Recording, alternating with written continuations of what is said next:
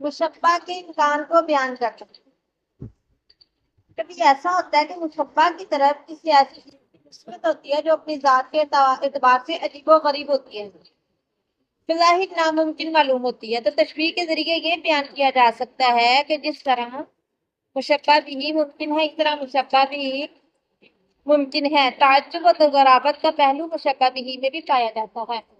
کہتے ہیں بعض اوقات ہم مشبہ کے حال کو بیان کرتے ہیں۔ کس کو بیان کرتے ہیں؟ جیسے شاعر نے کہا دان الی عید العفات والشاسع من کل ندیء فی النداء وزرع، میرا جو محبوب ہے وہ قریب ہے ضرورت مندوں کے ہاتھوں کے اور دور ہے ہر سخی سے سخاوت اور ضرب المثل میں۔ کہتے ہیں جس کی میں تعریف کر رہا ہوں نا وہ دور بھی یا قریب بھی ہے۔ ضرورت مندوں کے تو قریب ہے لیکن جو اس جیسے لوگ ہیں ان سے دور ہے۔ اب اگلا بندہ کہہ سکتا ہے یہ کیسے ہو سکتا ہے کہ بندے میں قریب اور بعید دونوں صفتیں ہوں گی؟ وہ کہتے ہیں کل بدری افرط فی العلوب وضوء للعصبۃ الثاری نجد قریب، کہتے ہیں جیسے بدر یہ 14ویں کا چاند ہوتا ہے نا، بلندی میں کتنا اوپر ہوتا ہے لیکن اس کی روشنی ہر بندہ سمجھتا ہے شاید یہ میرے ساتھ چل رہا ہے، ہر بندہ اس کی روشنی کو محسوس کرتا ہے۔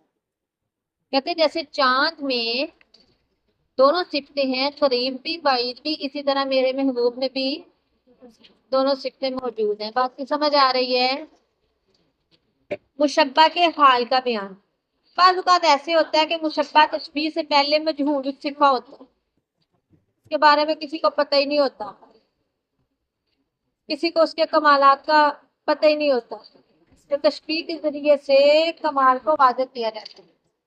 جیسے کہتا ہے کہ میرے محبوب آپ کا شمس والملوک کواکب، آپ ایسے ہو جیسے سورج ہے اور باقی بات ستارے۔ جب سورج طلوع ہوتا ہے تو کوئی ستارہ ظاہر نہیں ہوتا، جب سورج طلوع ہوتا ہے تو کوئی ستارہ ظاہر ہے؟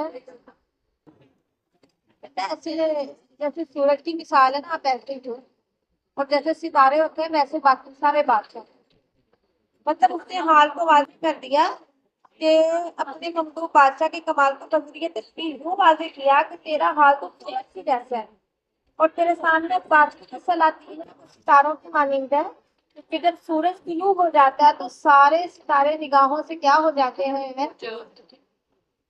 اسی طرح تیری شہرت اور نسبت کے آگے سارے شہرت اور نسبت کیا ہے؟ پڑ چکی ہے۔ مشبہ کے حال اور صفت کے کناروں پر کبا کہتے ہیں۔ بعض اوقات ایسے ہوتا ہے مشبہ کی حالت کا تو پتہ ہوتا ہے سب کو، لیکن وہ حالت کتنی گہری ہے، اس کی مقدار کتنی ہے، گہرائی کتنی ہے، اس کا کسی کو پتہ نہیں ہوتا ہے۔ کہتے ہیں فیہا اثنتان و اربعون قلیبہ، کہتے ہیں اس میں 2 ہیں، 42 اونٹنی ہیں، ایسی کالی کہافیت غراب الاسد، جیسے کالے کوے کے بازوؤں کے بال، پھر کوا کالا، پھر اس کے بازو کالے، پھر اس کے اندر کے بال کالے، کہتے ہیں اس کے پاس ایسی اونٹنی ہے جو انتہا کی کالی۔ مجھے اتنا تو پتا تھا کہ اس کے پاس اونٹنیاں ہیں کالے کلر کی، لیکن یہ نہیں پتا تھا کہ وہ انتہا کے کالے کلر کی۔ تو اس نے کیا کیا؟ معیار کو بتا دیا، مرتبہ اور معیار کو۔ مشبہ کا حال سامع کے ذہن نشین کرنا، مشبہ کا حال سامع کے یعنی بعض اوقات ایسے ہوتا ہے دوسرے بندے کو پتا تو ہوتا ہے کام ایسے ہو گیا لیکن اس کی کیفیت کا اندازہ نہیں ہوتا، اس کی تکلیف کا اندازہ نہیں ہوتا۔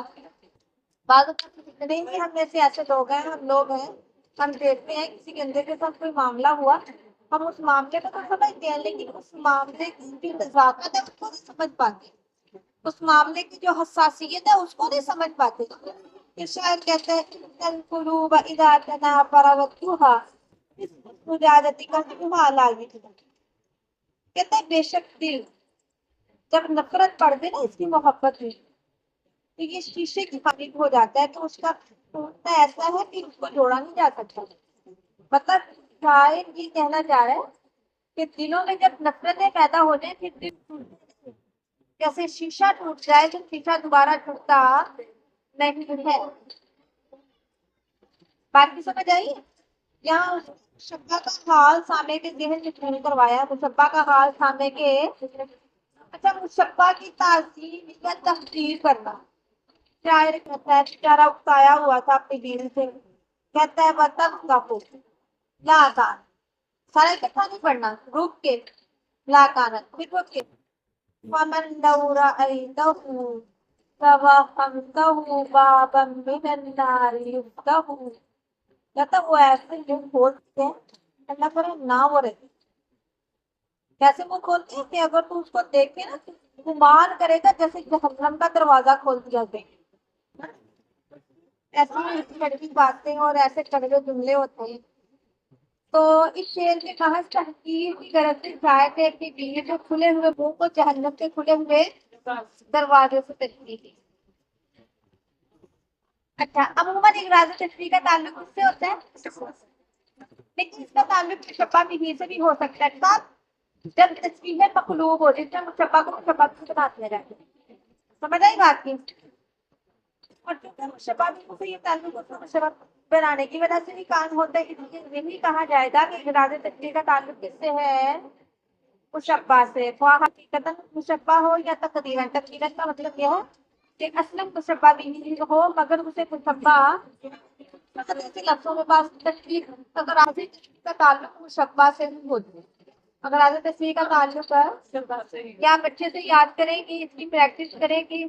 جب آپ اس کو اچھے سے پڑھ پائیں تو پھر آپ نے یہ تمرین حل کرنے کی کوشش کرنی ہے.